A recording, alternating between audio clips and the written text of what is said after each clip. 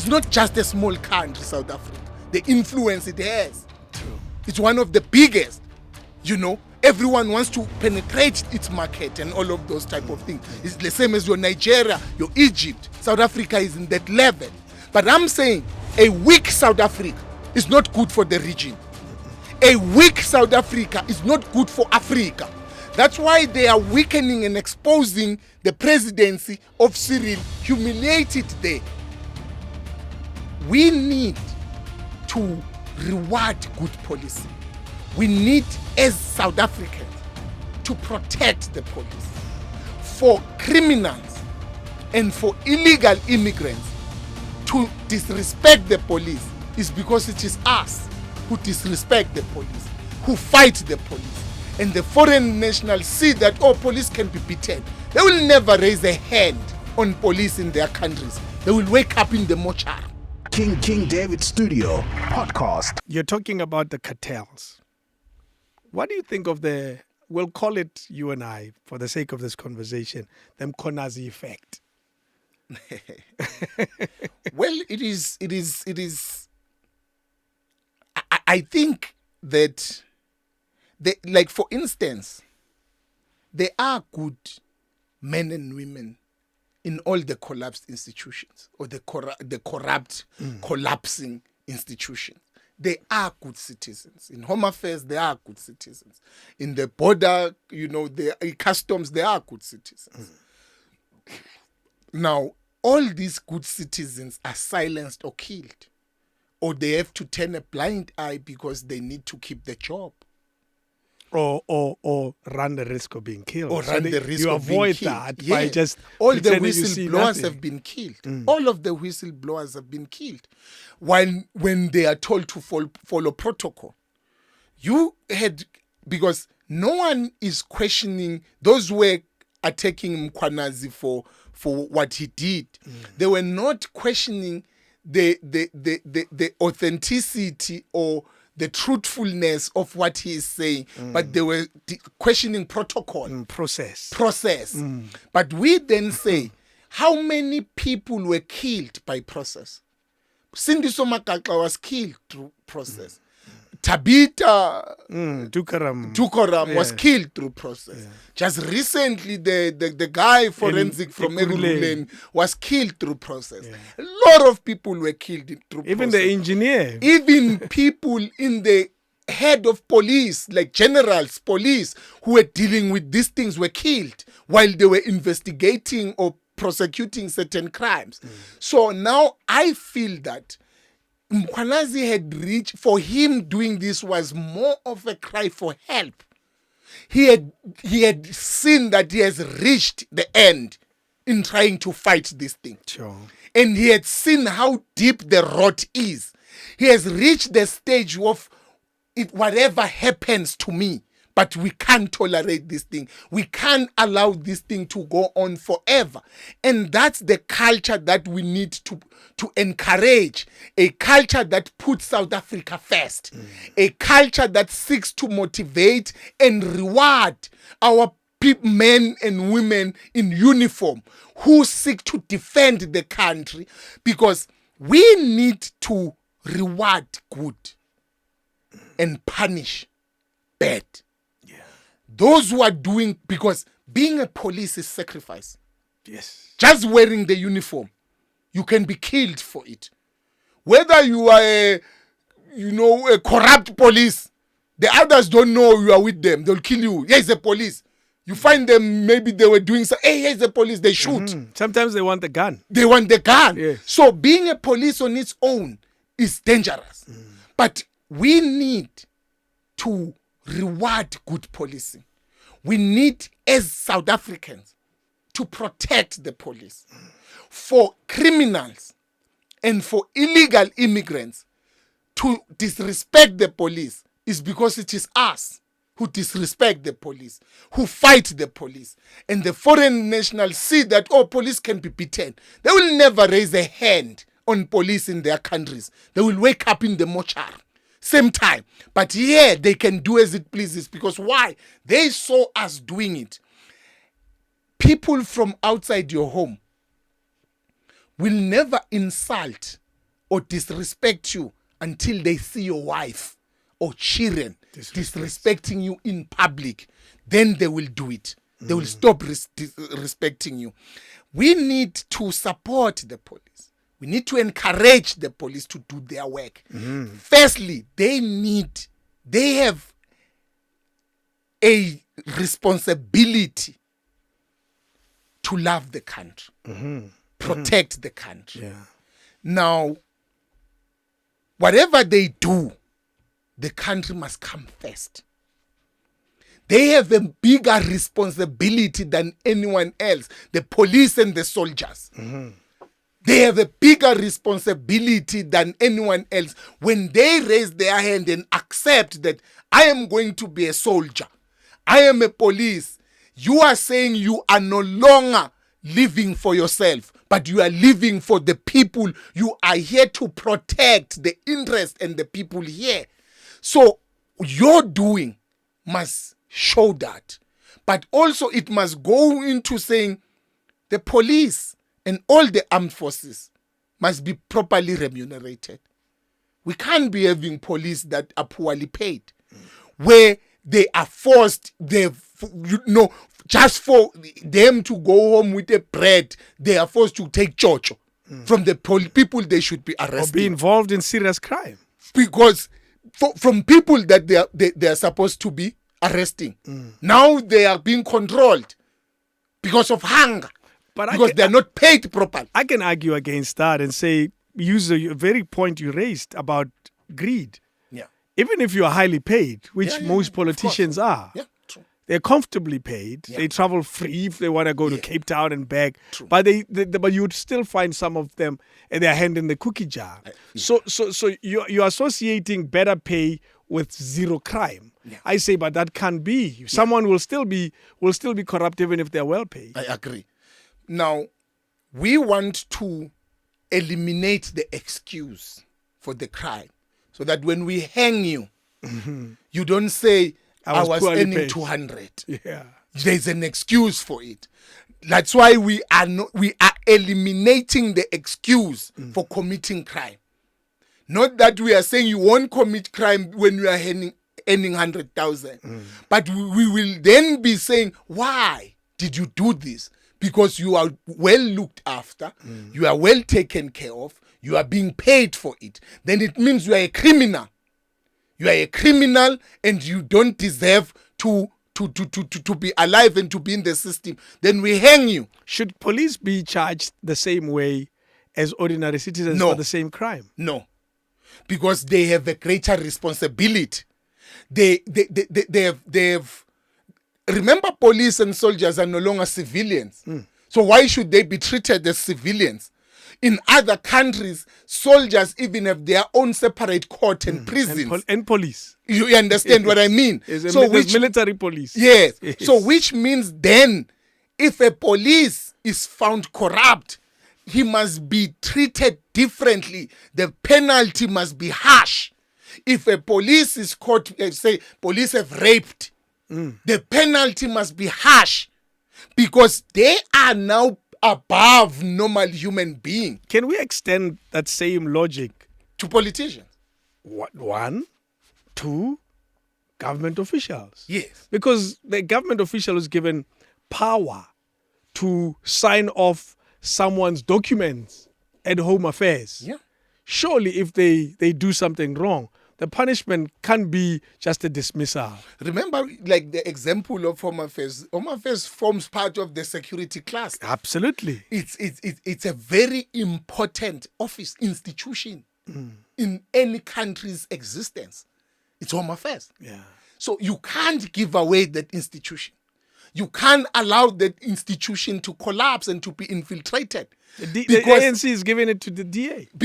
Because even in terms of the intelligence, how these other intelligence, like the military, they rely on the Home Affairs intelligence. They are the ones who have the identities, the fingers and everything. So and also,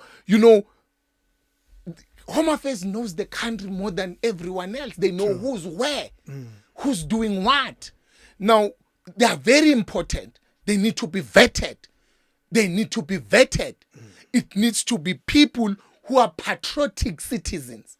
It must be people there who understand the role that they play, that they can build or kill a country. They build or kill a country. That's true. They are more important than those who are carrying the guns. So because now when you come to the documents, these people, you can't touch them. I know I'm here. You know, the Britain is crying because they are saying there is a syndicate that sells passports. They were crying. There are people who have passports. Someone is selling them. We have the same problem. So which means, that's why I'm saying it's an organized crime. That is just ravaging the whole world. It's organized crime. So it needs to be dealt with. Now, but I want to believe, and I argue on behalf of these armed forces to be better remunerated. We need to pay the people better. We need to pay soldiers better. And punish them harsher. We need to encourage people to join the army and be soldiers. Make it, be a responsibility you feel as a South African to be in the army. It makes you to feel proud that I've served. In other countries, you serve a year or 2 years before you can do whatever that you want. That's what makes the countries to be superpowers and to be untouchable. It was the same during apartheid. Yeah. So that's the argument. But, well, I think the Muanazi effect, we needed it. We needed it. It has caught... it has collapsed a few, and I use the word collapse very harshly. Yeah. Some quarters of government have found themselves wanting. Yeah. And they're scrambling with it, particularly the police itself. Yeah. Where now suddenly there are big fish that are being caught. And what it's exposed. It's exactly more exposed than anything. But it's things that the public knew about, but were not able to prove it. Yes. We know he's selling drugs, but you can't prove it. But once there's the evidence and proof, then they can't defend themselves. That's it. We knew the corruption in the police. We knew that the police some of them are in cahoot with the criminals. But now for someone senior to publicly say it, and for him to say there's evidence, and for him to go on and say they are arrest documents that we are ready to arrest, but someone took it home. We're not able to execute. He went on to say there are some prosecutors that are refusing to sign the arrest warrant, which was true. Yeah. Look at now Chauke has been suspended. And he was saying in Gauteng, look at after Chauke's suspension, how many arrest warrants came. So most of the things that Muanazi said, we can't, deny them anymore. What is your theory about Kenny Kunene? Well, Kenny has always been involved in the underworld. He was arrested. They are not hiding that he was a criminal. But the question then would be, was he a rehabilitated criminal? He's not denying that he was a criminal. You understand? The record is clear. Yeah. But was he a rehabilitated criminal? It's like being a drug addict. And then you say, I went to rehab. I'm good. Were you rehabilitated? Are there chances of a relapse? But we are now saying, this guy says, has been a criminal, he's been involved in the underworld, he's been in clubs. We know what club owners do. We know what happens in the clubs. That is where the drugs are being sold. It is in the clubs that the drugs are being sold. That is where the illicit trade and washing of money happens. It is in the clubs. Whether the clubs makes money or doesn't make money, they will bang $1 million every Friday because it's a Friday. So that's where now, let's assume he was rehabilitated, but he continued associating with hardcore criminals. But association is not a crime. If you are a druggie that went to rehab, if you continue being exposed to the drugs and to the people who still use the drugs, there is a high probability that you will relapse. You are still associating. When they arrived at the house, they were not committing a crime. Yes. There was no crime that was happening. Show me your friends and I will tell you who you are. Show me your friends and I will tell you who you are. He said it's not his friend.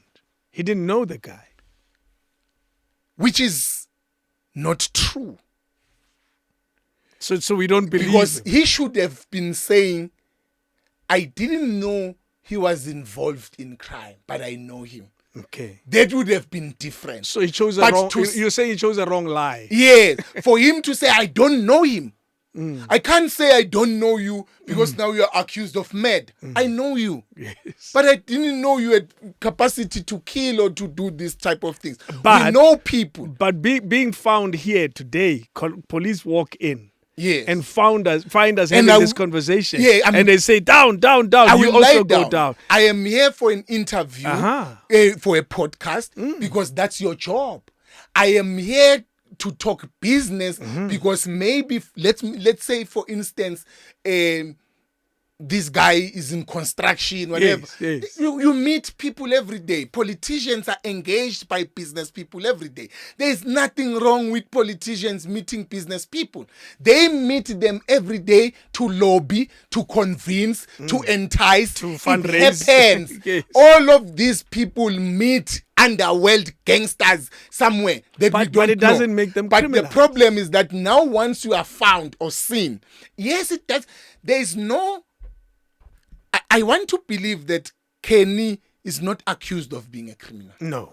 He's Not this time around. Yes, he's not being accused of being a criminal. Then what is he accused of? He is accusing himself. The public was just saying, hey, what were you doing there? In fact, people were just laughing that he was found there. So he and he accused- jumped and made interviews. Yes. And immediately when he did the interviews, he raised more questions. If he just kept quiet, the matter would have died. He was just found there. Maybe we will say, I was going there to drink. He's my friend. It ends there. I didn't know he was a criminal. Yes. You understand what I mean? Now, him trying to justify I was taking a journalist, that's what raised the questions. That is what is now decked the hole for him to say, no, you're hiding something. Actually, there's more into this than what meets the eye. Because he would have just said, no, it's my bra. It's my friend. I was in business before I became a politician. I own clubs. I own this and that. I know DJs. I know people. You know what I mean? Which is true. Yeah. You had comrades and politicians going into ZA, in that nightclub of his. 100%. All of them. Julius Malema, Fikile Mbalula, you name all of them. They were drinking there in ZA. That's where they met all of each other. It is true. So he knows a lot of people. Not that he was doing crime, but that's where they were meeting.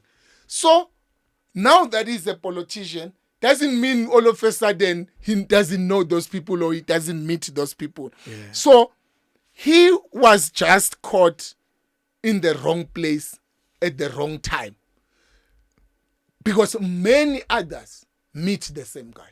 Yes. A lot of other politicians. Because why?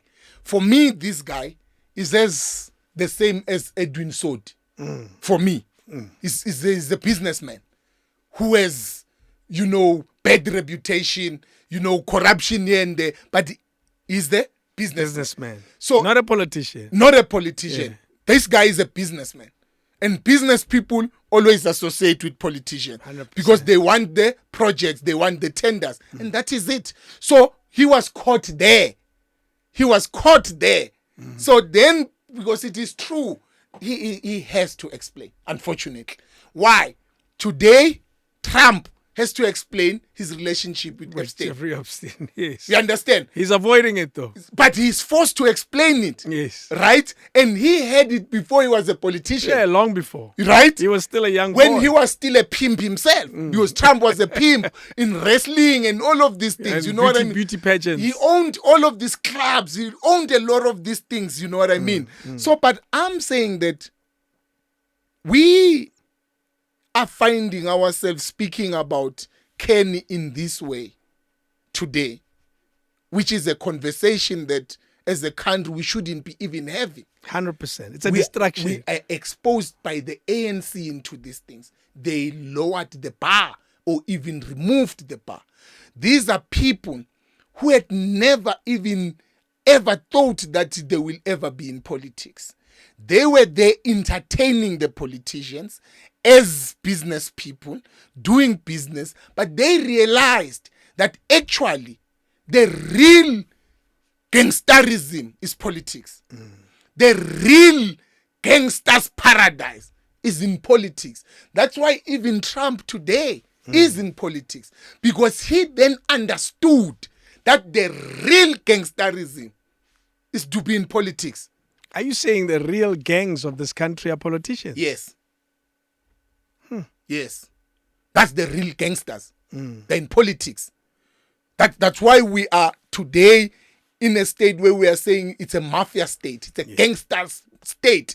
You look at the capture of the institutions and the collapse of the institutions so that they can push, because these people are in it for money. Gangsters are in it for money. That's gangsterism. Gangsters commit crime for money. Comrades collapsed institutions to make money. They kill ESCOM to create independent power producers. And they're the owners of the independent power producers. Now there's big generators. They are big generators and it's them. Is it even batteries? You know what I mean? Billions. So they collapse something. They create a problem to then be the solution that benefits them.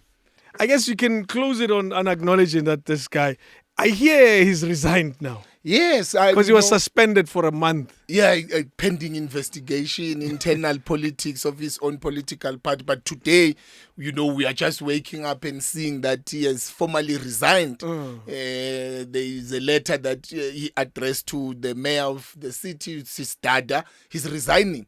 That's why I have a feeling that there is more into this. Let me tell you. Let me tell you something. Hey, wait for it. It's coming. Let's hear it. Who? When are we waiting? When someone says, let me tell you, we all wait. No, let me tell you something. Police have intelligence and arrests are always operational.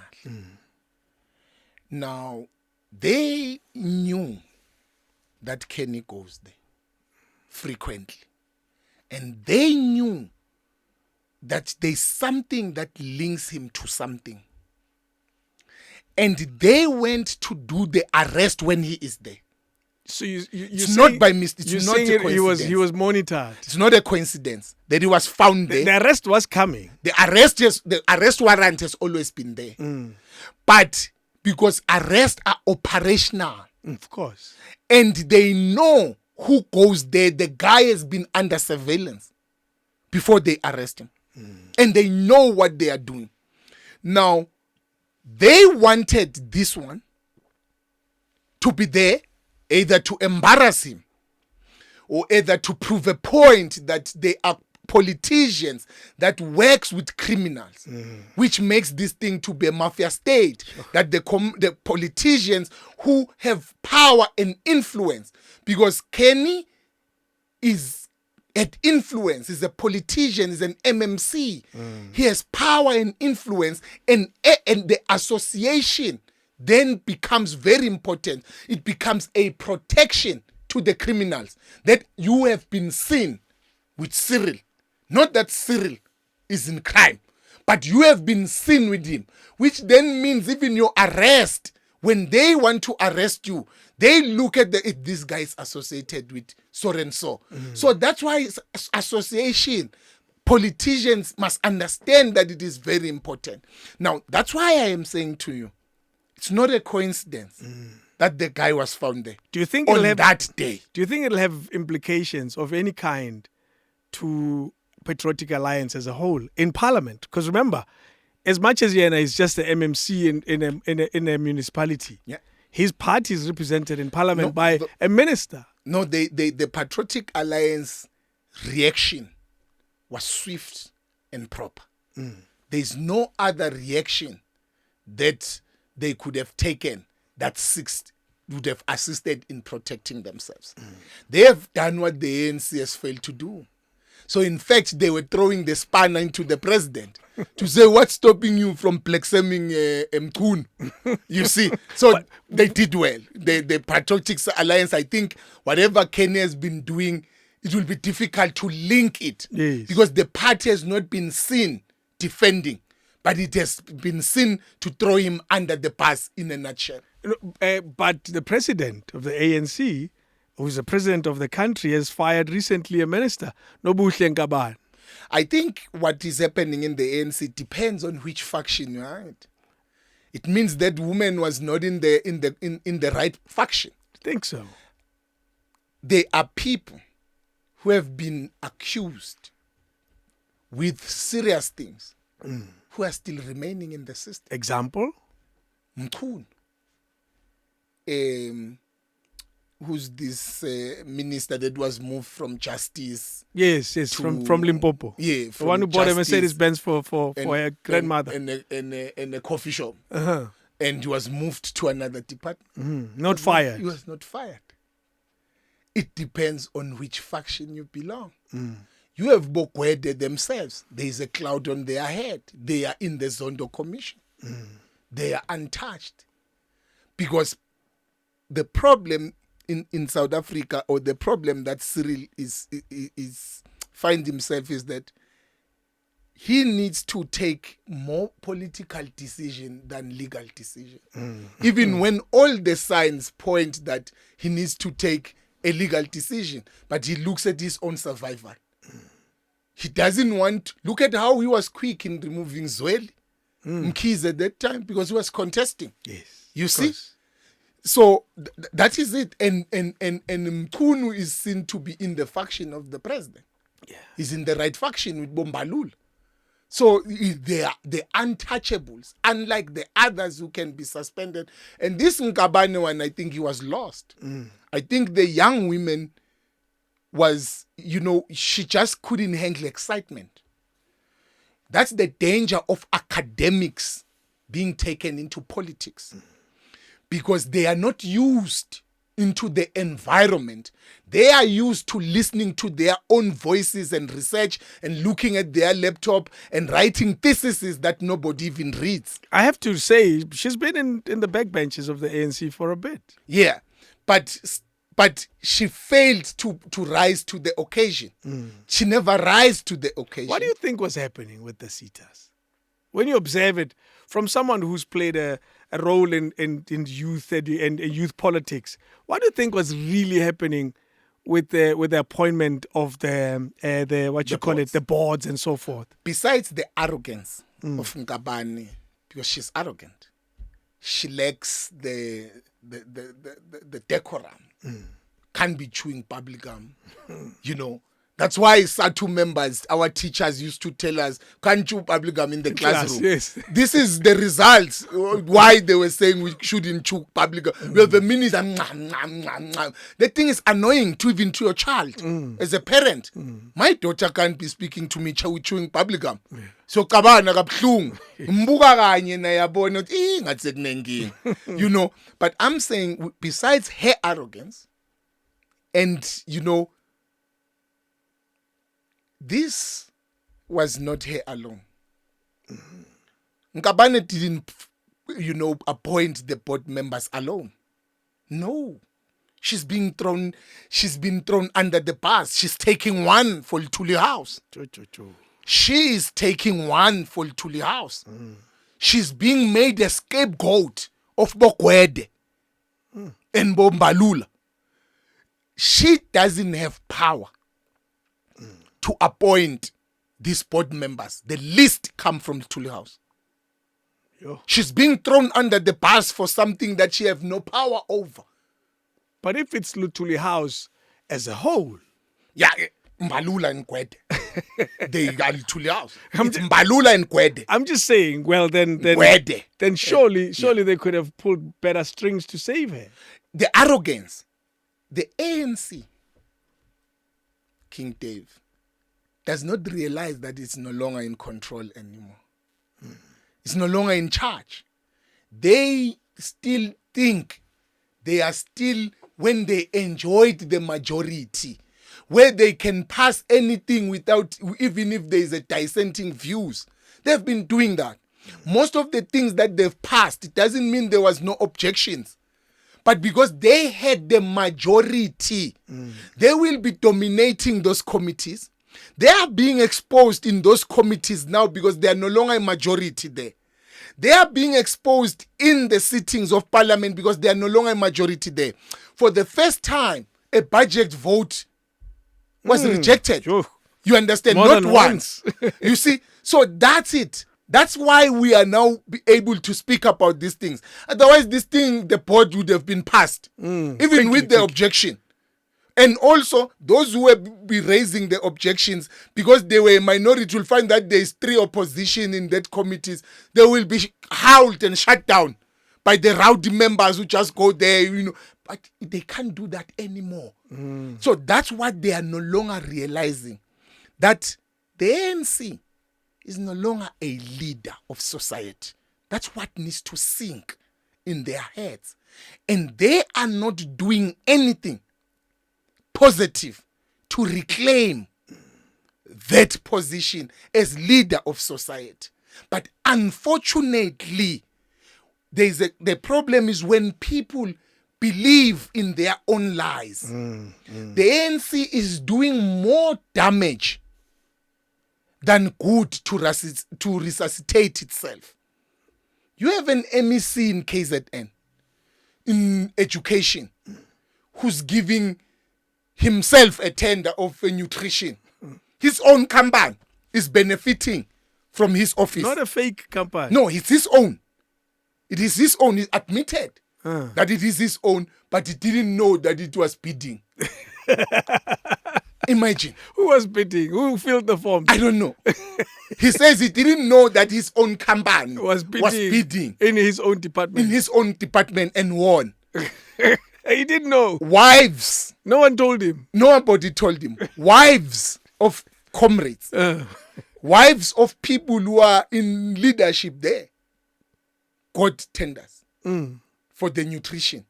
He says no, he didn't know. But I'm saying these are things that are not helping the organization. They are not helping the organization. Is it possible that the end is near, for example, and before ipati phela, as phuzeni ngespeed, as fire namapia in pockets? Well, I think that narrative is there and it has been there for a long time.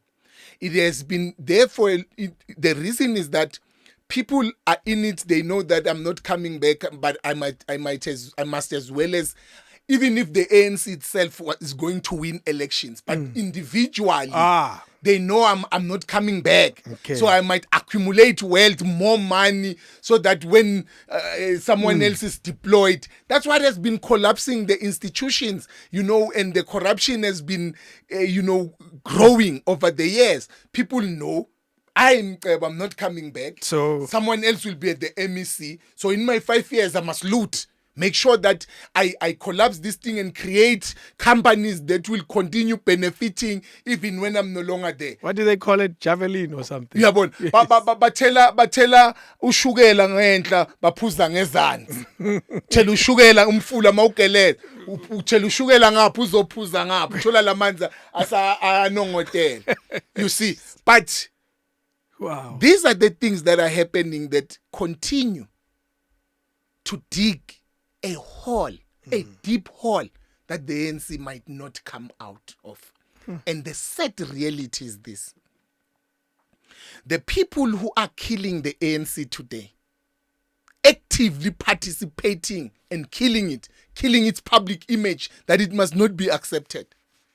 When the ANC is dead, they are the very same people who will join the next part.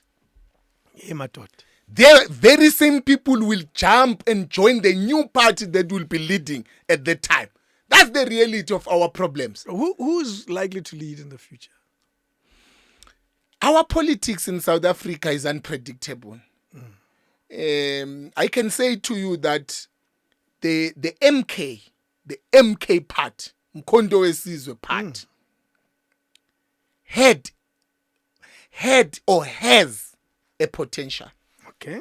The reason I'm saying it had, but because still has it. It's a new party. It had it, but the instability is killing it. But it still has it if they can be able to deal with the instability. The MK, I for one was excited when the MK was formed. You know, it gave hope, because we were losing hope of where we were seeing where the country was going and where the policies and the agreements that the ANC was beginning to make, the concessions that they were making with the DA even way before the elections. But you could already see Bosnuki Zigalala where they were taking the ANC with Mbalula. They were beginning already speaking about coalition. They already accepted that they are losing elections before going. How do you go to war already accepted that you have lost the war? That's what they were doing. Then when the MK was formed, it disturbed that entire thing. It disturbed the entire thing, changed the narrative. Even the moon pack of the DA died. Everything died. Remember, there was a moon pack. They were going to the moon. Now we don't know what happened to the moon pack. And some people were very unhappy that the moon pack was gone, because they were in that. They were in that. They were IFP, what, they were in it. Yes. But it changed the hope was in the moon. The cope. Now the cope is non-existent. You see where we are now. The dynamics, the MK changed the landscape, the political landscape. But can it sustain that change in the long haul? That's the question. Now, my problem with the MK is that they have the policies, they have the charisma, they enjoy the support, unfettered support by the masses. The people, yes, okay. Right? But their problem is instability. The MK party lacks stability. And but why? Because maybe it is still new in the game. Okay. And also because it recruited people that had collapsed the ANC. And you bring them here. The people were part of the problem elsewhere. You are bringing them here. They are bringing nothing new. They are bringing no new ideas here. They are bringing this same old tendencies that opened and collapsed the ANC. So that the same way we were saying, the illegal foreigners who are in South Africa, what they are doing in South Africa, they've done in their own countries. And collapsed their countries. Yeah. And also, the problem with the MK, what causes the instability, I would say, is Zuma failing to control the dot. Failing to separate the political party and family. Every day, some of us, we have political views. We are political activists from youth activism, student politics. We still have the views. But now we are employed. We are now working. We are now in a position where you need to separate your political views and your employment, because the political views don't pay the bills. They don't. It's just political consciousness. Unless you're a political analyst who's a professor yes. at some university. Not unless you are participating in politics. Exactly. But we are not participating. Or you write a book for a politician. Right? So now we need to separate the employment, where I am employed, where my views should not affect this, or where I am employed should not now silence you, which you are now castrated. But we run that risk of being, mute, because whatever you say might always go to the employer. But we try not to associate the two, because if, for instance, when I am at work, by the way, I don't speak politics, even once.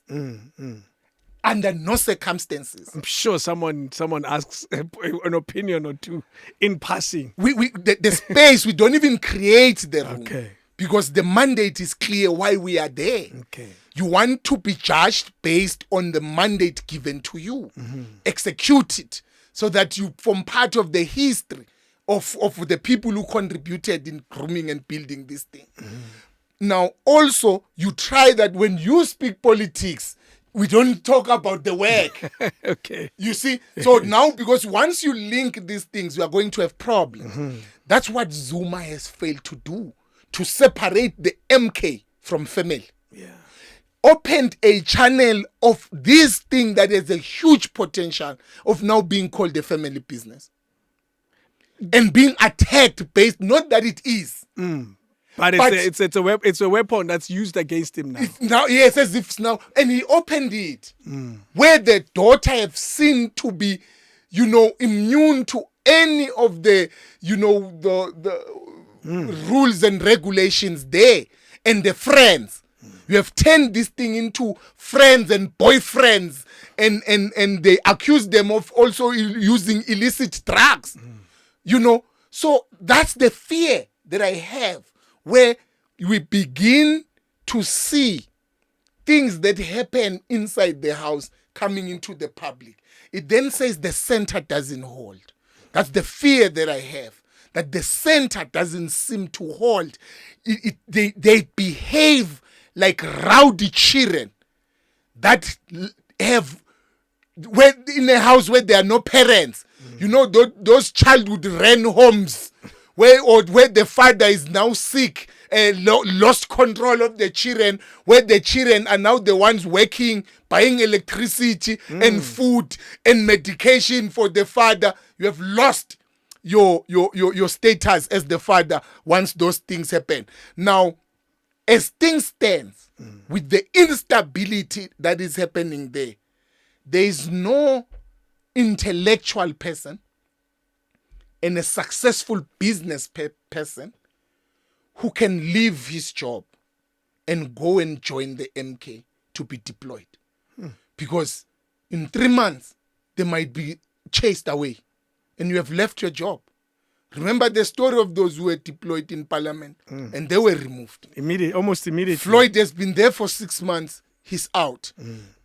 Count the number of people who were SGs there. Some had positions. Some were in business. They've lost it. So for me, the real threat of the existence of the MK is the instability. If they can work on that, they will be a force to be reckoned with. Because why I am saying that, through it all, with everything that is happening there, the ups and downs, the children doing this, they still command a massive support. Absolutely. They still command a massive support. So you have a feeling they'll continue to grow with all of the challenges they're facing, with instability, for example? No. You walk with cancer. It doesn't finish you in one day.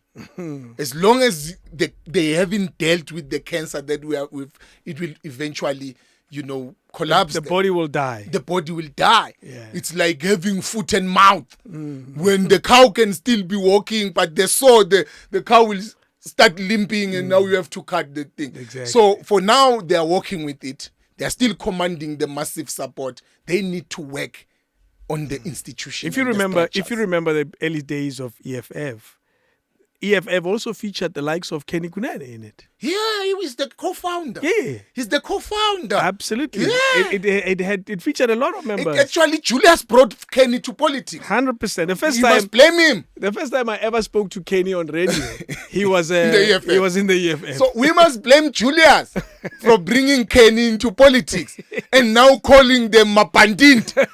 Kenny was there eating sushi on top of bodies of women. Minding his business. Minding his own business. You understand? He brought him. They closed that thing of their Zade and then come here. Now he's telling us about Mapandint. He brought him there. You know what I mean? I remember that very well. The point I'm trying to make is that they also, when they started, there were challenges. And those challenges led to the likes of Kenny leaving and other members. Yeah. And it became quite a a battleground of sorts. However, they survived that time. Now they're celebrating 11 years in politics with a fair number of growth, if you think about it. Of course. Yeah. So the potential, you're saying, with MK to survive this moment is there. Yes. And it's there, yes. But what can they do to retain it? Should they be getting rid of the daughter, for example? You see, it's just that how the EFF has survived all these trials and tribulations, all these challenging times. A lot of the EFF has always been fighting battles of survival, with elements from within, some funded, and it has survived. Some were sent there to destabilize. That's how the political space operates. But the power and the authority was so centered. It was centered to Julius and Floyd. Yeah. It was so as long as those two were still together, they kept this thing because they kept the power. They closed the ranks. So we don't know where the power of the MK lies. In the MK, everyone has power. Everyone is speaking. That's the problem. They haven't created systems. They haven't created structures, clear structures and guidelines. Who speaks, when, and what? You had Kekelezi. He's speaking. He's becoming the face of the MK when he wants. So anyone becomes the face of the MK. Anyone, you know what I mean? It makes the thing to be clumsy. It says there's no direction there. There's no order there. But, so that is it. Build systems.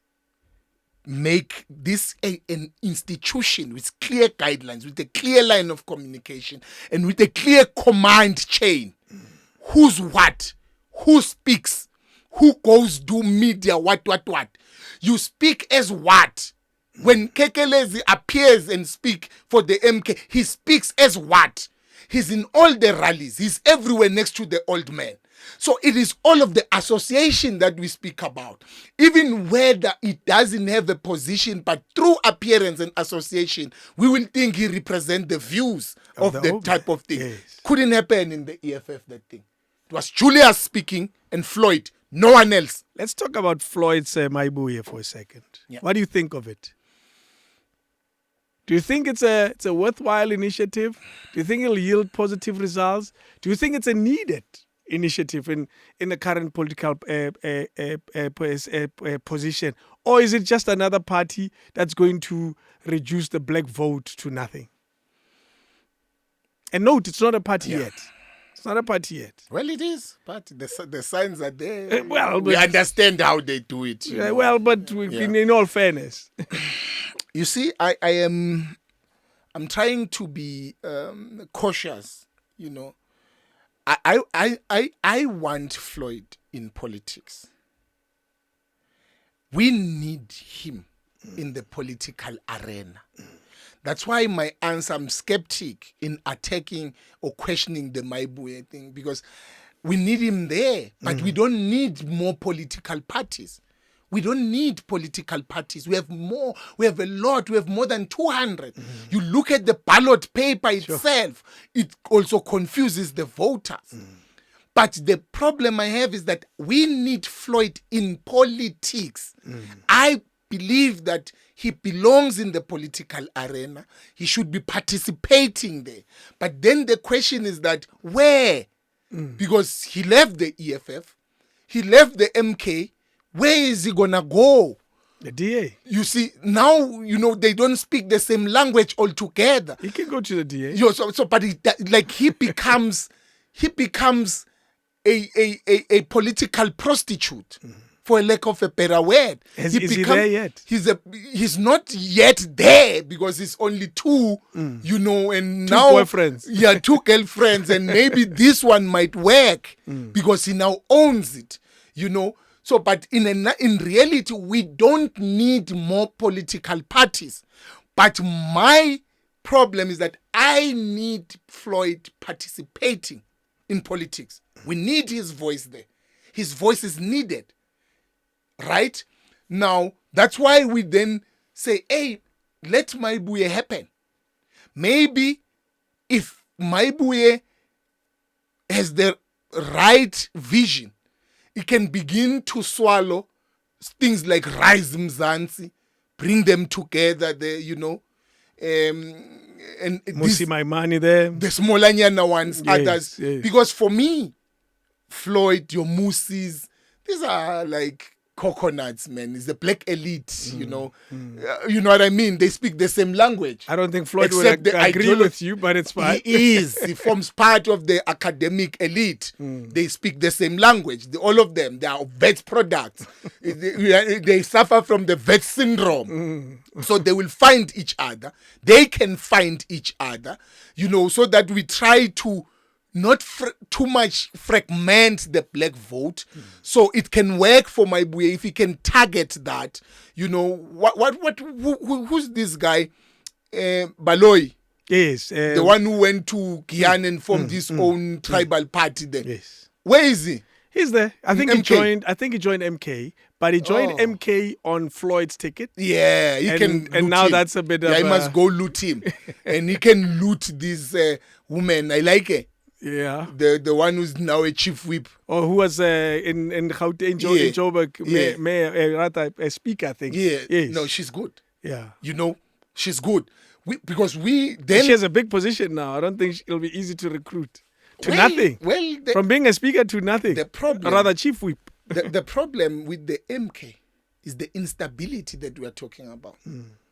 Tomorrow that woman might be out. It's a possibility. Makubela. Yes.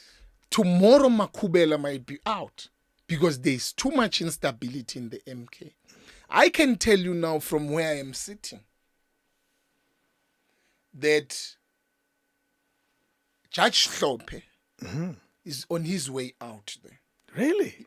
From where I am sitting, analyzing politics, I can tell you that there is something brewing and destabilizing him, trying to find a way of taking He him had out. such an amazing speech. I Yeah. call it amazing because people were raving about it. Of course. Only now, 2 There weeks is ago. instability there.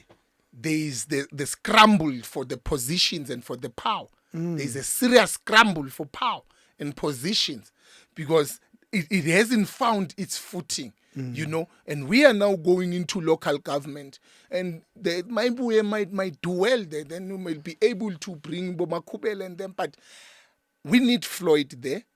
What I don't want and what I am against is him reducing himself into petty politics, name calling, name dropping, insults.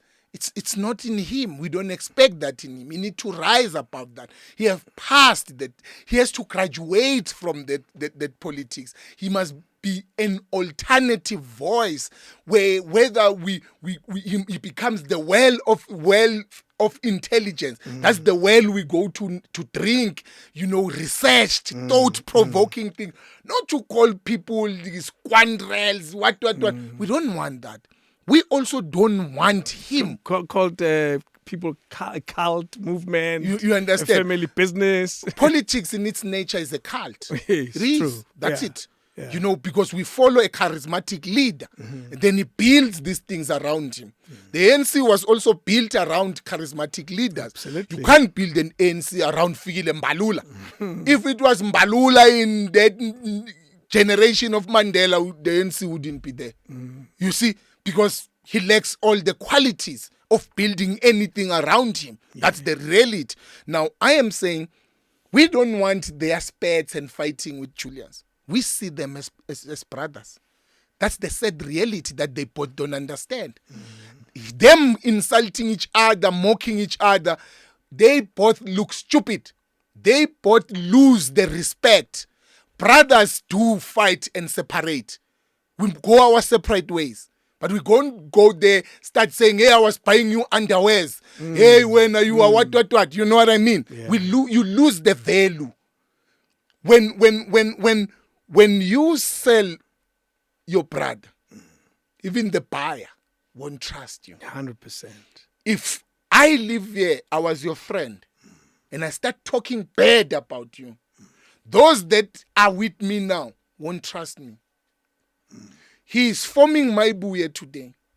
there are people who will leave and they will start speaking bad about him. Yes. So we can't encourage that thing. We don't want to see it. I am sitting here, I am holding a lot of secrets with people I don't talk to anymore. But they are talking bad about me. And so some people... So you can tell about them here, right now. So some people come to me and say, yeah, what are you fighting with? Have you heard me say anything? So why are you saying I'm fighting? Because it's him who was saying Who's all fighting? those things. They're fighting. I've never in my vocab that person doesn't exist. Wow. So we need to promote that type of politics because we want tomorrow the EFF, when needs be, to be able to join hands with all the black political parties for a right cause. But the aftermath, the things that they do after they had problems, it's what will make sure that they never find each other again. It's not the name what, calling. Yeah, it's not what you know they fought over inside that caused him to leave or whatever. It's what they are saying now, that they are no longer together. That means the relationship is irreparable. It will never be repaired. So we are against that. We don't want it.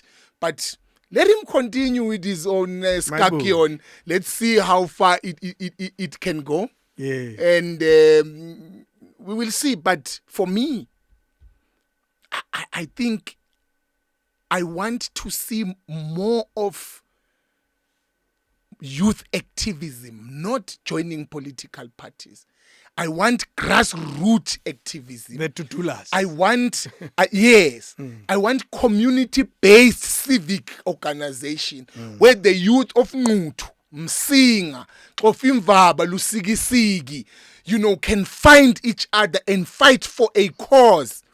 There in PE, Port Elizabeth, there in KwaZakhele, the township, there's a problem, that thing there. Yeah. I have a child there. Yeah, so you know the problem. Yeah, in KwaZakhele. You know the challenges. I know the challenges because I took a decision. I don't want my child to grow up there. Sure, you. And I always remind the mother that the child is Swazi, by the way. So you the environment is not spoiling your child, but the Swazi child. Because the child at some point must go and be a prince somewhere. So it's a problem, the thing of KwaZakhele there. So, but the youth of KwaZakhele there must find itself and fight for a cause. Yeah. So that's what I'm talking about. But it applies across all areas of society, where we pick a just cause and fight hard to make sure that it happens. It speaks to what you did as a young person while at university. Yeah. You could have decided not to join and just studied and carried on with your life. It's politics is a calling. It's unfortunate that there are those who are making it now as a mockery. Politics, just like religion, like being a nurse, like being a teacher, like being a policeman. It used to be a calling. You would be called for it. A lot of people never wanted it. Yeah. Remember, Bo Mandela were elected. They were not there. He was elected in absentia. Yeah. And people were running away from this thing. Because, ngesiswati, if you occupy or take a position of power, kuthiwa ubulewe. We can't celebrate. We cry for you. If you occupy that position, you are dead. Ubulewe. Yeah. Because you cease to exist. You now belong to the people. You are serving the people. Your own family comes last. The people must eat first. I was in an event in the past week. So there were some chaps that were there. And now I'm there representing the company, as a senior. And then there are some people, just ordinary citizens. So they are being deprived of getting some packs, after the event. And then others have got the packs. And then one of the guys has not got the packs. Now I'm there. Then I tell this woman, give this guy the one that you were going to give me. Okay. And I went home without nothing. That's leadership. Uten, And it came- but it's yours. You must. No, I gave an instruction, give this person, because they were begging these people and we're not giving them. It doesn't make sense. They were to me. losing their And dignity. there were many of these things. I'm sure they took back, give this person this thing. No, give him what belongs to me. But I went home without nothing. But the current ANC leaders would have taken everything there. No one would have got a single pack, took the pack to store them in their homes and in their houses. There was a disaster there in Eastern Cape.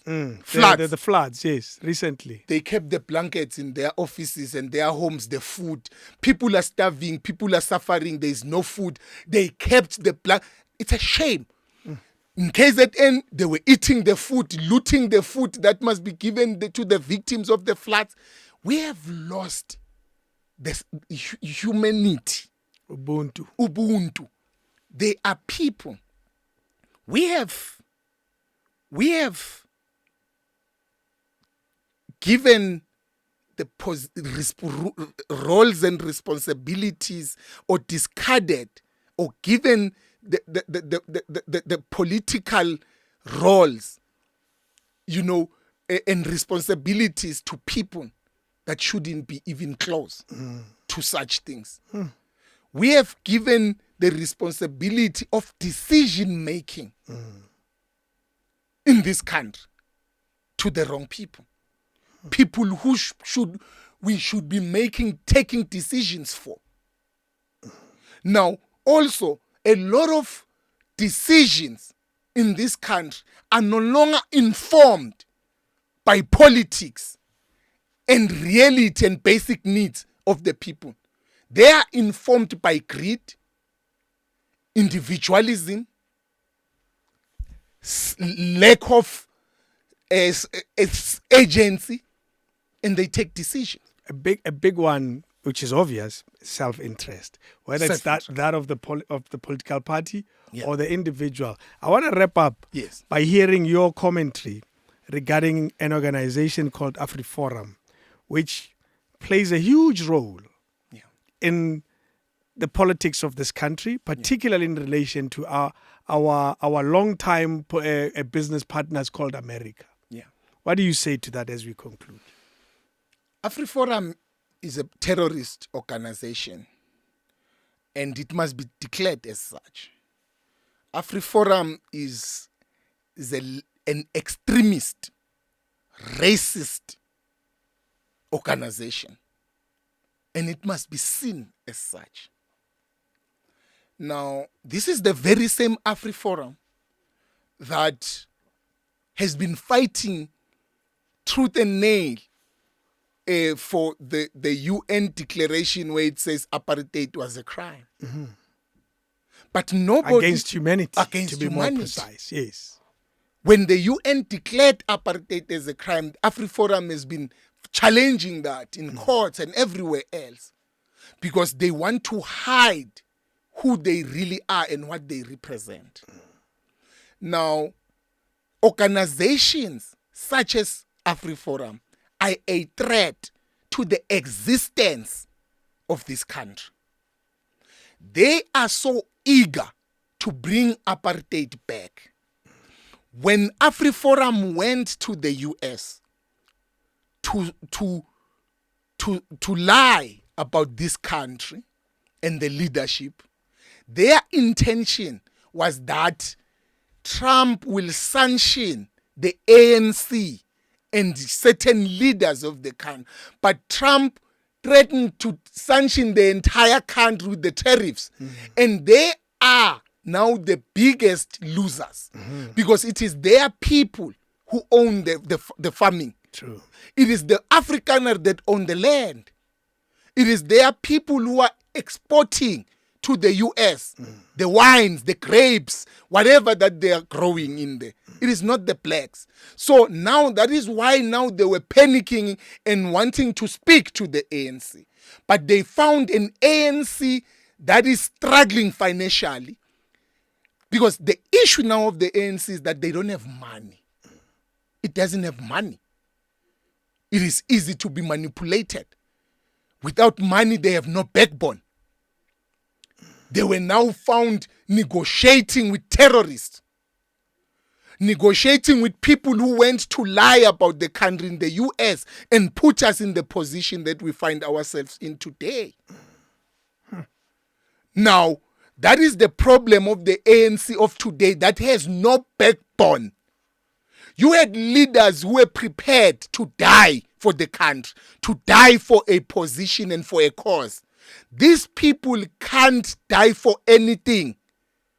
They don't stand for anything as long as there is money. They move with it. This is the AfriForum that has, because if you weaken South Africa, you weaken the entire Africa.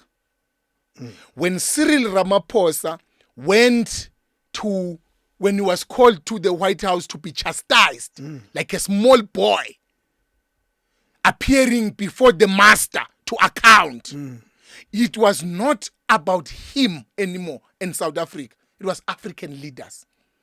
He was now representing Africa because of the stature of what South Africa holds in the continent. It's not just a small country, South Africa. The influence it has. True. It's one of the biggest. You know, everyone wants to penetrate its market and all of those type of things. It's the same as your Nigeria, your Egypt. South Africa is in that level. So, but if you call South Africa to chastise, humiliate in the eyes of the public, it's like when you have a big brother, you are walking with the big brother as the young one, they blacksam the big brother. A1. And when you rely on the big brother for defense, you tembeye. You see, you submit. Immediately. Yeah. That's why today, we are not able to question genuinely, aggressively, the decision that Swaziland took of accepting the dangerous criminals from the US. Because if the US can bully South Africa as a big brother to Swaziland, what can Swaziland do with a population of less than 1 million? What can they do? Nothing. They can't stand. They can't. They can't stand against the US. They can be collapsed tomorrow. Yeah. So they were bullied into this thing. Why? Because the big brother, they saw the big brother being murusconded in public view. Bamti clap, latuma, take 5. Bola mola were found there, but they sense. They did nothing. Baya lapa, bayo bomdola lapa, bo Pakistan, bongathi ngumdola weticepe. We had the mascot. Beba lapa. We understand. So now, we as South Africans want to make noise as if Swaziland could have done better. What could Swaziland have done that we are doing? We have porous borders here.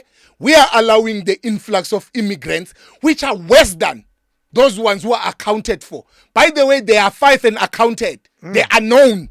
They are documented, probably tracked. Recorded we in have the US. more than 20 million dangerous criminals, unaccounted, who are murdering people in their countries and running here that we don't know. Well-trained people are bombing SPVs because you can see these people were soldiers in their countries. Most of them. Most of the people who are here were soldiers in their countries. Dangerous people. But I'm saying a weak South Africa is not good for the region. A weak South Africa is not good for Africa. That's why they are weakening and exposing the presidency of Cyril, humiliated there. They didn't humiliate these people when they called Congo to go and sign there with Rwanda. Remember, they went to the US to sign a bilateral. They were not humiliated. We didn't even see them. They have minerals. I'm saying we didn't even see the meeting. Yes. But our president went there to be humiliated with members of the AfriForum. One of the people he went there and thanked Trump, thanked the American government for assisting Boers during apartheid. One of the people in the war in Zambia. Yeah, in Angola. Yes. He says, we thank the American government for standing with us during apartheid. You are there as the president of a liberation movement. What do you say to the people of Namibia now? Or Angola, when you are being thanked for slaughtering their people. You have a person. You see those type of things. We have to acknowledge it's a war the Afrikaners lost, though. They are in the verge of regaining it. They lost nothing in South Africa. That's true. By the way, they lost nothing. They didn't lose their language and their heritage. They didn't lose the land. They are still in control of the economy. In fact, they are more rich now under the ANC government than they were during apartheid. They are more arrogant and aggressive. They have created parallel government to undermine the ANC. You go, they own more weapons than the police. They have nyalas, hippos, everything, intelligence. They are running their own intelligence in the Free State. In Orania, they have their own currency. Where have you seen that? Already for the first time in this country, we are even engaged in debates such as independence of the Cape Town. It is not far-fetched, that thing from happening. With America, with this genocide, tomorrow we will be told, no, white people must be given their own world, their own country, a portion. That's how the Palestinian Israel started. That's it. Yeah. That's how Africa itself has been divided from South Sudan to Sudan, Congo to Congo, Brazzaville. It is happening. We are going there. So we are not immune from these things from happening. So a weak ANC weakens the country. A weak South Africa weakens SADC. A weak SADC weakens the entire continent. Now, you have the US trying to bring Botswana close and making an ally, bring an army base there in Botswana. South Africa said nothing about that. The war between Russia and Ukraine is because of that. When Ukraine wanted to join NATO, this one says, we'll blackmail you because you are part of us. True. Russia said you can't. You can't. We'll blackmail you. Yeah. Why did we allow for that thing to be built there? Lesotho, at some point, apparently there's the highest mountain heap there in Lesotho, but it's the highest. If you reach that thing, you can see the entire region, apparently. So the US wanted to buy that mountain. Just that mountain. Which means they can put their surveillance here and see everything. But the Thabo Mbeki government at that time challenged that thing and refused. Challenged the Lesotho government. I would like you to do a research. Maybe people will remind us, because it's an old story, but I'm remembering it because when I was still doing BA, my international relations degree, it came up. They contested it, saying no ways, because Mbeki government was conscious. Let me tell you another reality. Swaziland, the very same Swaziland, has the biggest US embassy outside of Europe. So then it's not a surprise. I'm saying to you, bringing of these criminals. Yes, I'm saying to you, Swaziland, a small country, yes, of 1 million people, less than. Swaziland has the biggest US embassy outside of Europe. Why? Now, there's no flight from Swaziland that goes to America. There's no direct flight from Swaziland that goes anywhere except Johannesburg. And it only started last year. There were no flights. So why do you have the biggest embassy of the US in Swaziland? When there was an uprising in Swaziland, you remember, in 2021 or 22, Lapo, you remember that uprising? Yes. Soldiers came from Botswana, passed through South Africa. Of course, through to go and protect that embassy.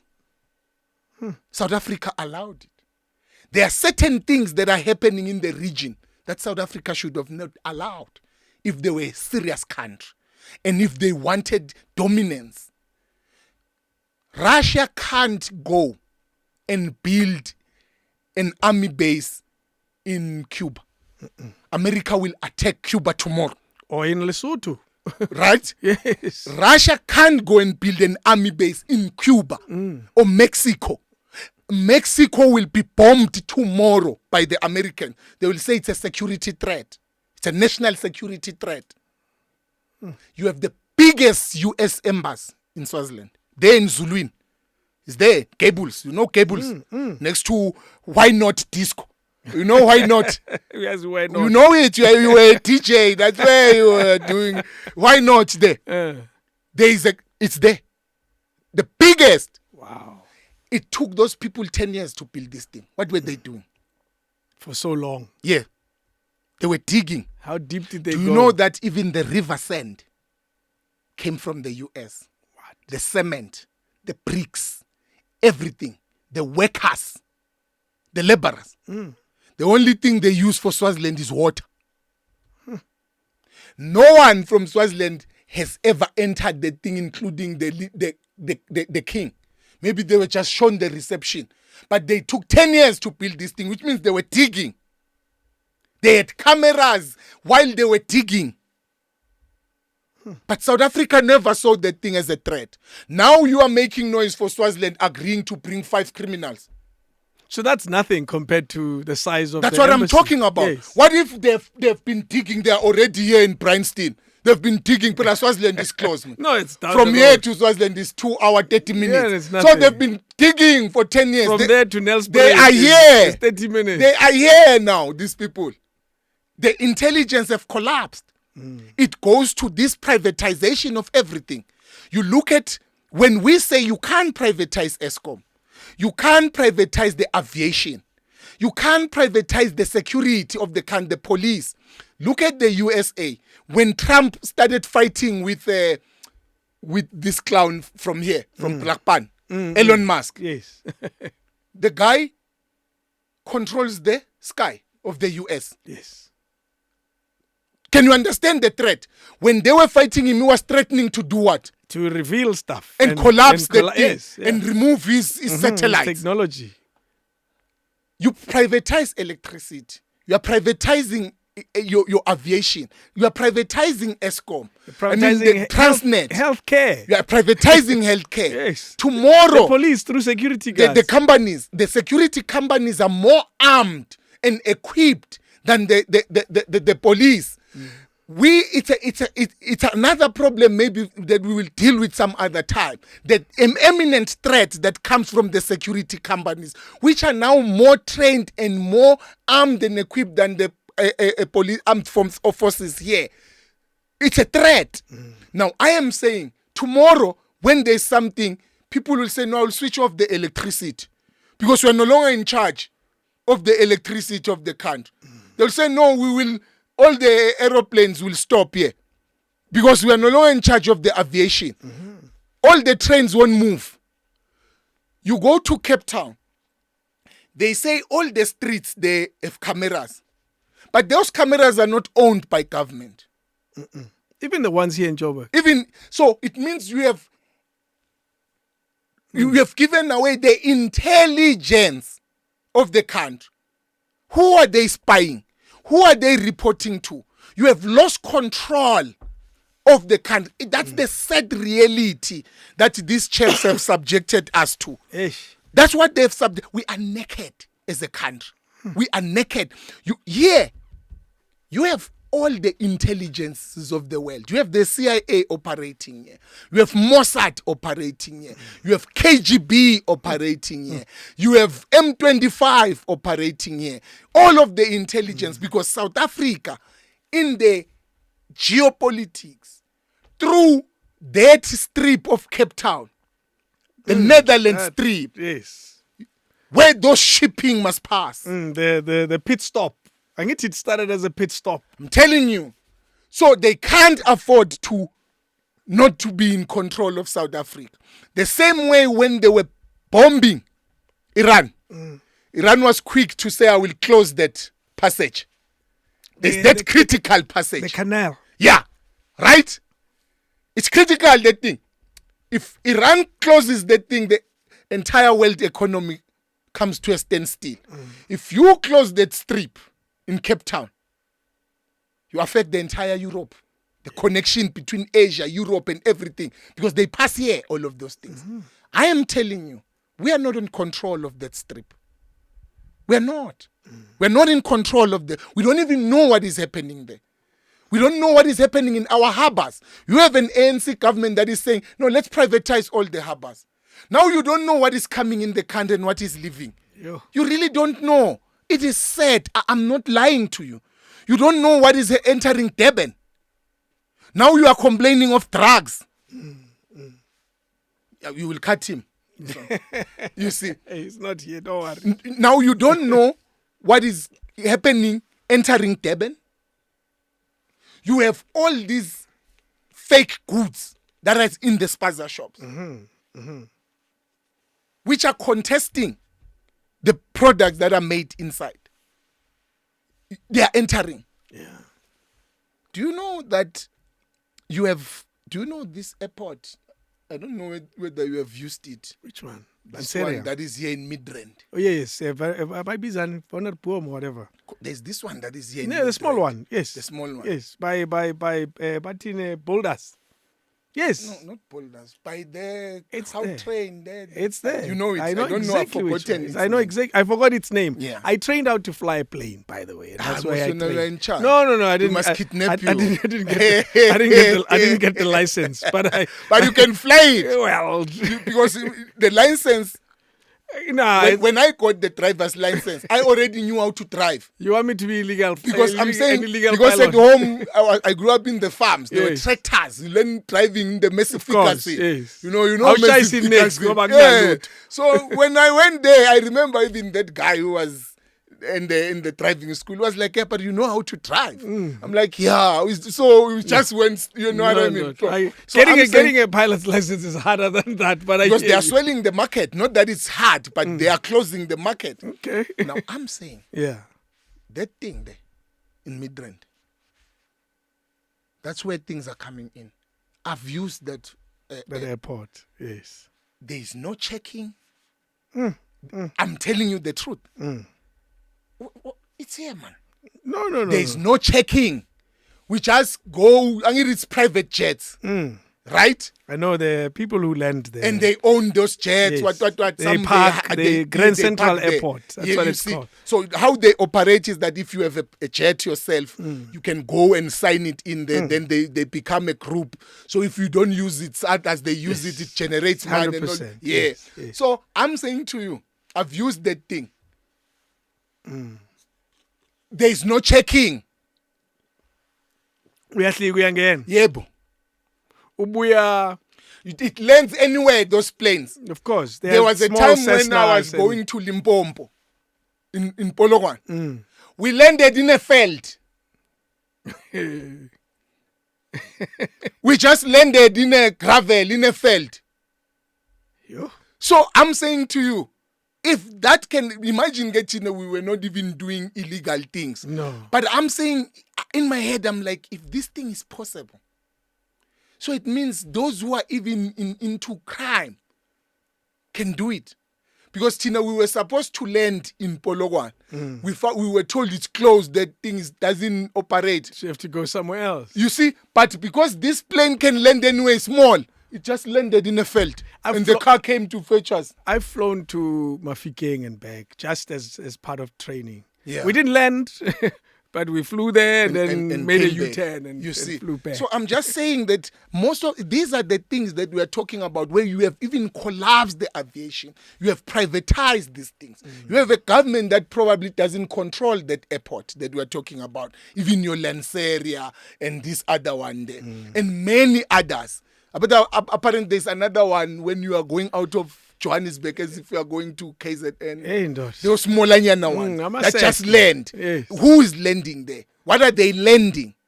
You have lost those things. You have raised your hands from those things. So we need to caution against a government that is not in control of anything. Then what are you governing? What are comrades governing when they are out privatizing everything for their own friends? Now, I think we are in closing. No, we are. You still want to say something? No, grand. But because I want to talk about something that really bothers me and gives me sleepless nights. It's about we have an issue of unemployment in the country. 100%. Which is a scourge that is dehumanizing our people. But we are also not protecting the little jobs that are there. That's what troubles me. You have all these industries closing, they're shutting down. But I don't see an action to try and save those jobs. Example? You have ArcelorMittal, it closed of course, in the Val. The biggest steel manufacturer. For years. That kept our people working there. That kept those township, it closed. Now you have Mercedes. They're struggling. They're beginning to shut some of their plants in the East London. There's numerous reasons for it. Yes. The Chinese infiltration. Yes. The tariffs could play a huge role in that regard. And it's just dynamics of the economy have changed. Yes. Yeah. I agree. Now, with the Chinese dumping their cars here, because that's a dumping, and we are not able to protect the market, because you are protecting a market because you have Mercedes being assembled here. You have a Mercedes that is assembled here for all over the world. Whether you see it in Switzerland, it was assembled here. The 3 Series is assembled in Roslyn. In Roslyn, the BMW, and it goes all over the world. Yes. But we are not able to protect that market for our people's sake. Not for whosoever, because they have employed our people. We are complaining about foreign national taking jobs. But we are failing to protect the existing industries. So the automotive industry is really struggling. Yes. It's under pressure from the dumping of the Chinese cars. You have Toyota, the Japanese cars are being assembled here. In KZN. So we can't choose China over the Japanese cars which are assembled here. However, it is for the benefit of our people. However, consumers will say the Chinese products are cheaper. They are not. They are not cheap because they are at the same price. A Haval is 500,000. And it has created no job here. It came fully assembled and dropped here, right? But if you buy that Haval in China, it is 50,000. I hear that, but imagine someone looking to buy a car and they're looking for SUV. And Haval is 50,000. It's 500,000 rands, for example, and it has all the bells and whistles. Yes, you get all sorts of things, and we don't know about its durability. That's another problem. True, but I have 500,000. Where are you going to find the parts? Where 100%. Are you going to service it? Look, your argument is solid, but not to a consumer who's buying with their own money. But remember, you are government. You have a responsibility to protect the market. And compromise your BRICS relationship with the Chinese. It takes us back to say, what are the benefits of that? What are the benefits of us being in the BRICS? Germany is not in BRICS. This has nothing to do with Germany. It has everything to do with the jobs here. We are not defending Germany. We are defending the job opportunities, the people that will lose their jobs, the Eastern Cape that is going to be worse off. 100%. It is going to be worse off once the Mercedes shuts down. It is shutting down for what? You look at the other market of imports, these cars that we call imports, that are there, the Chinese cars, the used cars all over Zimbabwe, Lesotho, Swaziland. It has affected the market that we have here in South Africa. Because we should have been able to say, no, if South Africa banned the import cars, if we had the power and the power that we are supposed to be exerting, we should have forced Swaziland to ban those things. We should have forced Lesotho to ban so that our market does not collapse. Because now you have those imports where people can buy a Polo for 10,000 or 15,000. A polo that I must buy for 300,000. You understand? But it's an import. It is collapsing the market here. So that's my real worry. Look, it's a valid point. 100%. I will not even question it because I'm a huge fan of cars generally as a person. So I'm personally interested in the manufacturing of those products and how and where they do. And interesting, you're talking about the Afrikaner earlier. They are some of the biggest losers if the motor industry closes because they manufacture the parts. Yeah. They own companies that manufacture the parts. So the loss is much, much greater. Yeah. What we should be doing is equally encourage the Chinese to manufacture here. That's it. Then we Or will be fine. Here's another conversation that should be had. Is if a car is manufactured here, it's a 3 Series manufactured in Roslyn, it should be priced better because it shouldn't carry... Doesn't make sense. It shouldn't carry all sorts of taxes that because it carries. I heard that the cars are cheaper overseas. A very car that was made here. Yeah, I heard that. It's cheaper in the US than it is here. It speaks to our government that fails to protect its own people. We have a government that doesn't care. I am saying this thing of dumping goes beyond. It goes beyond the automotive industry. It goes even into the agriculture sector.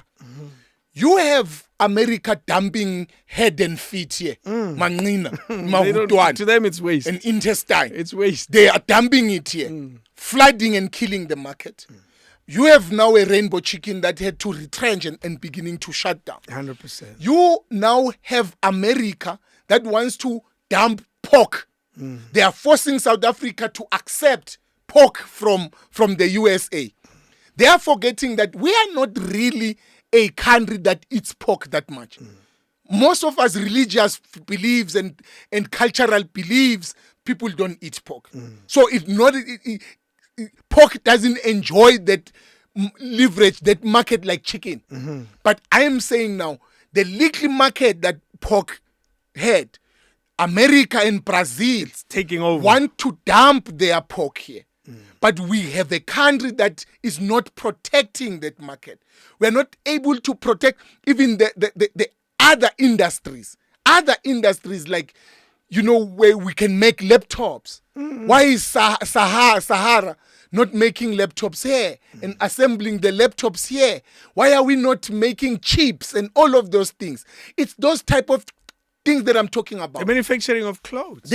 Why don't we have even the government? Lesotho, it does better than us. In Swaziland, Yes. They have the textile industry where most of the clothes that you see written made in Vietnam, made in US, they're made here in Swaziland. Then they put the stick. I'm telling you the truth. Move on. I'm telling you the truth. Wow. But it's a government that didn't care about the made wear. It wanted to have workers. jobs for its people. Yes. No, it says, no, man, can you bring some of the job opportunities here? I, as Swaziland, will build the shacks, to make this thing. We will build the industry, we'll put the machines, just bring the market here and your people, then my people will learn to sew, they will be employed. China or Japan, whatever is them, they agreed. They just put the sticker here, made in Vietnam, made in the US. These things are made here and shipped to the US, come back expensive. Okay. Now, we go into the pharmaceuticals because this issue of automotive is not... we are not making any tablets. Yeah. We're not making anything. We have these pharmaceuticals, but we're not making anything. We rely on China and India for all of these things. When are we going to begin to make our own? Even vaccines. And vaccines, yeah. When? You know what I mean? You have all this expertise, the intellect, but there is lack of vision. How do we make South Africa work? How do we make our economy work again? Because our focus now must be in how do we make the economy work? How do we get our people working so that they can contribute into the tax? Because we have 8 million who are paying tax. Then we have 28 million who are relying on handouts, which is the social grant. get these people working so that you can get our economy running again. Let us now you have this rhetoric again on the land issue, because I have reached a stage where it's a rhetoric. It means nothing now. Yes, everyone uses it. It's the most abused rhetoric by the political wannabes. Is the land. What about it? Rezone Johannesburg. Make shacks to be illegal. Build high-level buildings and put people there. Like the Chinese. Yeah, build high-level buildings and put people there, and make sure that making a shack is illegal, and there's heavy punishment. And also, we need to deal with the issue of what is this thing of these NGOs that seems to be defending and siding everything that is illegal. People hijack a building. You want to remove them. We have the NGOs defending those people. People grab a land. They build shacks. You want to remove those people. You will have the NGOs taking you to court. We need to begin to question the lawyers who are now criminals, who are now the ones involved in these things, and they're the ones who quickly jump to threaten people when they want to remove these things. So those are the things that we really need to fix as a country. But more than anything, we need an active citizenry. We need South Africans to fight for the heart of their country. We are busy. They need to fight, and the fight must be intensified. Let me tell you, we need government to stop siding non-South Africans over South Africans. We need government not to side when people are fighting for their soul. I like how you're ignoring me. That's exactly what South Africans do. They're ignoring such a call. No, I'm not ignoring you because that's the distraction. That's the distraction. But it takes us back to what we have been saying, that most of the distractions are funded. They're intentional. Keep the youth distracted so that they don't speak on the issues that we are speaking about. Keep them in the taverns. Keep them distracted by amapiano, dancing from morning until the morning comes, the entire night. Give them drugs so that they stop speaking on the issues that matter. And Hablies. Don't forget the Hablies. And that thing of verb. You know, someone when we were still at varsity, he was doing this thing of smoking this electricity and it exploded in the mouth. I remember that. I don't know where that Indian boy is. It exploded, that thing. I think it was a Hong Kong. You know, so let's hope he's okay. You know, speaking on drugs, you know, before we close, there is some chap that I think deserve recognition.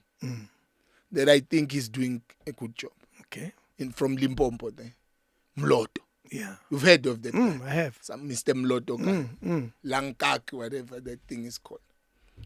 You know, I've in the past 3 weeks, no, that's when I only saw him. I think I was bored and this video started coming up and I'm looking at this thing. He's getting the rehabilitation process. Rehab, but you know, because he shows you when he fetches these people, it shows you how deep the rot is. Yeah. Once you see what the parents go through, the damage caused by drugs, he gives you unfiltered reality of what South African parents go through.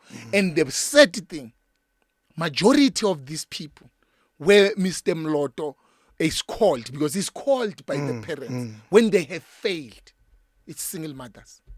Ooh. That's one thing that I picked up. Majority of these kids who are in drugs, who are then the parents call, it's middle class single mothers. You look at how beautiful their houses are, but you look at what the children have become. Most of them are coming from private schools, the good English and drugs and what. And you know, sometimes when it is our generation who are failing to be parents, when we think we are loving our children, we are destroying them in the process. I don't want my children to grow up the way I grew up. You want to give them everything. Then the boys... I don't punish them. A capital punish. In the USA, Trump is bringing back capital punishment, by the way. Here we abolished it. In the US, they are bringing it back. Now, I am saying, then the children start beating you. These boys are beating these women, the mothers. It is sad. Yeah. They call them all over in Soweto, in the Free State. The one that hurt me the most was one who was 11. Sure. 11-year-old. Yes. Already. And is going to the best school. There in a white school. The principal even came to the home when Mloto was fetching this kid. But it's drugs. And young parents. And also parents where they can co-parent, raise a child together. Yes, you are no longer together with the mother, but you can raise the children together. Where you have our sisters, most of the time, who want to fight using children. I will deprive you access to the children. True. But once the cheap boys mostly start causing problems, they say, I was not there when the child was being spoiled. You were deprived access to the child. That's one thing that I picked up, that most of the kids who are in drugs today, causing havoc, are raised by single mothers. It can be a call to us as men to participate more in the lives of the kids. The lives of our children. Because you can't only blame the mothers. We are not there, we are absent. Yes, absolutely. We are not there. We are doing other things. Some run. Yes. Some of us are running. We are nowhere to be seen. But some are also pushed away. True. By I know some people who want to be in the lives of their children. The mother doesn't want. I know other people whom the mother wants the father to be in the life of the children. The father is running away. True. It seems to be vice versa. If the man wants to be in the life of the children, he's pushed away. If he's running, he's chased. So I don't know why we can't just raise children, and it will indeed change society. But it leads to serious decay in the future of this country. Yeah. We're already talking about how bad it is now. Yeah. The picture you've just painted now, look into 10 years from now. It will be worse. It's 10 times worse. We will be in the wilderness. We will be eating each other. Sure. We are there. But I think we need churches to be churches again, like they were during the missionaries, where they restored values, norms, discipline, how to uphold yourself, respect. It was learnt in the churches. We were taught in the churches, when you see an old woman carrying bags, help, assist, cross the road. We were learning those things. But the churches have become like political parties. They've lost their identity and what they stand for. They are also business, just like the political parties. They've become churches of prosperity and money. What I mean? And it's all about money. They are more richer, these people, that brethrens. They give themselves all these titles. Even Moro. We have serious problems. But we need the religious leaders to assist us in the moral decay, in fighting this thing. Yeah. You also need the traditional leaders. True. You need the kings, the chiefs, to restore culture. Because you hear someone saying, I want a good wife. But you don't want someone who goes to church. You don't want culture. Good women are in culture. Are those who are raised through the values of culture and religion. Right? But we are collapsing those institutions because they are not good for the establishment or for the capitalism or for whatever, for exploitation. Instagram. For Instagram. Yeah. Now we need the traditional leaders to also take a lead and take blame for the collapse of their kingdoms. When do they call their people to speak to them? Inkosi yamaZulu ibite amaZulu wonke, just to speak to them. Or inkosi yamabhaqa ibiza amabhaqa, to speak to them, to remind them how they should uphold themselves, how they should behave, the killing of women. We were raised that a man does not beat a woman. In my culture. Once you do that, you are already labeled, you are not a man. because the culture dealt with certain things by labeling it. They make it ugly. We are raper. We are not a man. We are raper as a man. You know, we are a failure. Because a man merely shell. You know, so how do we bring those things? You know, we need the cultural structures to rise, assist us in fighting this scourge of crime.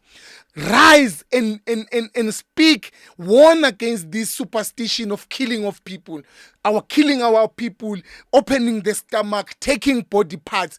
We need the leaders, because you find that, because South Africa is unique. Some people don't believe in the political formation, but they respect their kings. That's true. Right? Now, when their political institutions fail, the traditional authorities must be able to keep the country going. Some people don't believe in the traditional structures. They believe in the politics. So their political parties, also the leaders, must lead by example. They must be statesmen. They must be public representatives. They must ooze with that aura so that we can respect them. You can't want us to look at you in a certain way, but we are smoking herb, we are smoking cigar, we are drinking whiskey. Your public image is everything. We're not saying they must not smoke, but they must lock them. I have an uncle who was drinking. Nobody in the community knew my uncle was drinking. He was going there to buy in the bottle store, put in a bag, 2 bottles. As fish. Just 2 bottles. He drinks in the house when he comes from work. He was never drinking to be drunk. No. No. Or he was buying the bottle of Autumn Harvest. You see the big one. Drink it for an entire month. Yeah. In the handle. So. Yeah, Autumn Harvest. Or there was this other one that was all sins. That was like in a box. Do you know all sins? We are good. You know, of course I so do. it was just like when it comes from work. In a pump. The thing could finish a month. Yes. I promise you. So, but when he was appearing, he still Today you have these leaders who are in the taverns, who are in the bars, who are doing all these sorts of things. They can't even hide their own private life. It's only out there. So we need leaders to be leaders. We need people who command the respect, don't demand it. Bafuna ukuhlonishwa ngenkani. Bafuna ukufika like, hey. Awusamhloniphi niyamsaba because he's paying your salary. Yeah, but you are not doing it because you respect him. You are doing it because he's paying your salary and he's demanding it. Yes. You must command respect. Yeah. You don't demand it. You don't bulldoze it. You don't need to because sesihlonipha. No, sisihlonipha ukuthi uyasiholela. Otherwise hlonipha imali. You understand? Yeah. But earn it. How you uphold yourself, how you treat people. You are a leader of society. So there's a call from the churches. What is the role of the churches today? What is the role of the traditional structures today? How are they contributing to the societal decay? How can they assist us? We do this once every 2 years. Yeah, I was telling the other where we review the country. We did it in 2023. Yes. Now we are in 2025. Exactly. No, thanks, my brother, for having us. Thank you. You know, now I have a different song other than the one that we use. Now the one is that Shana ngwananga ulilela yini ulilela yini shikwembo shina nawe shana ngwana ulilela yini ulilela yini shikwembo shina nawe shina nawe na shikwembo shina nawe na. We are closing it nicely. Our people should stop crying. Thank you, Atiama. We continue with the fight. Thank you so much. It's always a pleasure. We did 4 hours and 20 minutes. The next time I do a podcast will be in 2027. If we are still alive. We'll cut it into 2 parts. Don't worry. Thank you so very much. Wow. King David Studio Podcast.